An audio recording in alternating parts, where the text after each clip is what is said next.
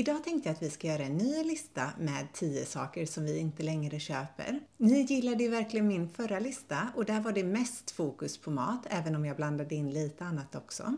Men ju mer jag tittar mig runt omkring i mitt hem så inser jag att det är väldigt många saker som vi inte köper längre och därför tänkte jag att vi skulle ta upp 10 nya grejer idag. Det första jag tänkte ta upp idag är att vi inte längre köper kläder i konstmaterial.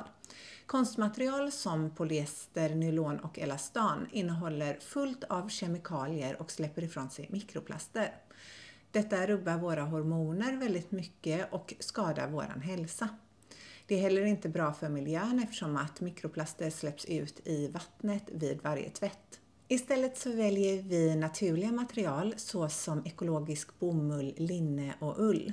De här andas mycket bättre, är bättre för vår hormonella hälsa och är väldigt mycket behagligare att ha på sig. De är också mycket mer hållbara och behöver inte tvättas alls lika ofta som konstmaterial. Vi köper inte längre tandkräm med fluor i. Ingen i min familj har använt tandkräm med fluor på över 8 år och ingen av oss har under den tiden haft ett enda hål. Fluorid är ett neurotoxin.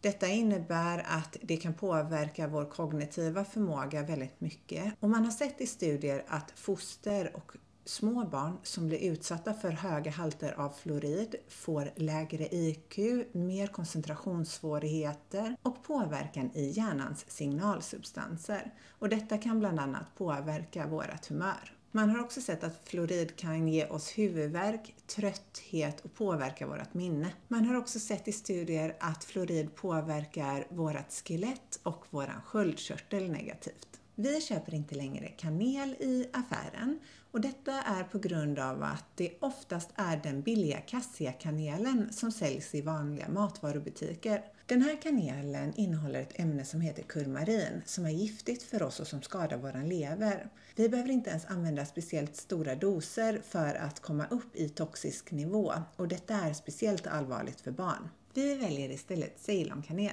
Ceylonkanelen håller en mycket högre kvalitet och är väldigt nyttig för oss. Den innehåller fullt med antioxidanter och antiinflammatoriska ämnen. Vi använder inte längre doftljus. Jag älskade doftljus förut och tände alltid det på hösten och vintern. Men det jag inte visste då var att de är gjorda av paraffin. Och det här släpper ifrån sig väldigt mycket giftiga ämnen. De innehåller också artificiella doftämnen som också de är väldigt skadliga. Och de här ämnena har kopplats till cancer, de är hormonstörande och de skadar våra andningsorgan. Nu använder vi istället ljus i 100% stearin och om jag vill ha en doft i rummet så använder jag mig av eterisk olja i en aromalampa. Vi köper inte sköljmedel och detta har vi aldrig gjort på grund av att jag alltid har varit väldigt känslig i min hy. Men jag vill ändå ta med det i min lista för jag vet att det är väldigt många som använder sköljmedel när de tvättar. Sköljmedel innehåller extremt mycket syntetiska doftämnen och detta kan skada våran hy, störa våra hormoner och framkalla allergiska reaktioner. Det är heller inte alls bra för miljön att detta spolas ut i vårt vatten. Och jag då som är så känslig, för mig räcker det om någon annan har tvättat sina kläder i sköljmedel och sätter sig bredvid mig. Detta kan ge mig huvudvärk, illamående och till och med yrsel. Jag tvättar alla våra kläder i parfymfritt tvättmedel och jag brukar tillsätta lite ättika i min tvätt också. Jag har slutat köpa svarta kläder. Förutom att svarta kläder färgas med väldigt starka kemikalier så ger det ett väldigt hårt och dystert intryck som påverkar oss själva och andra runt omkring oss mer än vad vi kanske tror. Jag tycker att svarta kläder skapar en känsla av tyngd och sorg och detta är ingenting som jag vill påverka mig själv med eller mina medmänniskor.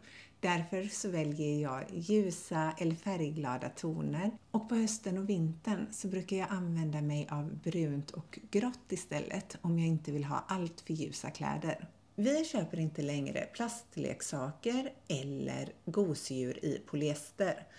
De här produkterna innehåller väldigt ofta giftiga och hormonstörande ämnen och plastleksaker innehåller tyvärr också ofta tungmetaller såsom bly eller kadmium.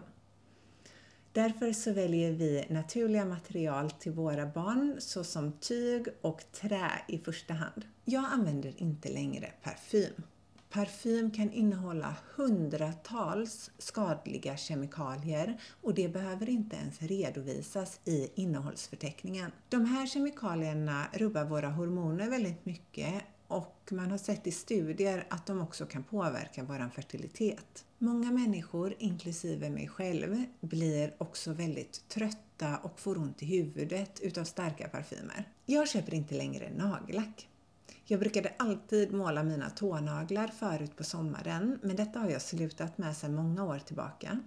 Dels på grund av att jag tycker att naturligt är det allra vackraste, men också för att nagellack innehåller otroligt mycket kemikalier. Många nagellack innehåller dessutom lösningsmedel och det här har man sett kan påverka våra hormoner, störa vår fertilitet, påverka vårt nervsystem och våra andningsorgan. Och nu är vi framme på den sista punkten på den här listan och det är att vi inte längre använder köksredskap i plast. Köksredskap i plast som blir utsatta för värme släpper ifrån sig mikroplaster och hormonstörande kemikalier. Därför använder vi istället redskap i trä eller metall och förvarar våra matrester i glaslådor. Tack så mycket för att du tittade på den här videon. Hoppas att du tyckte att den var intressant. Och berätta gärna för mig om den väckte några tankar hos dig och om det var någonting i listan som du inte har reflekterat över innan. Fyll också gärna på listan här i kommentarerna så att vi kan hjälpa varandra till ett mer giftfritt och hållbart liv.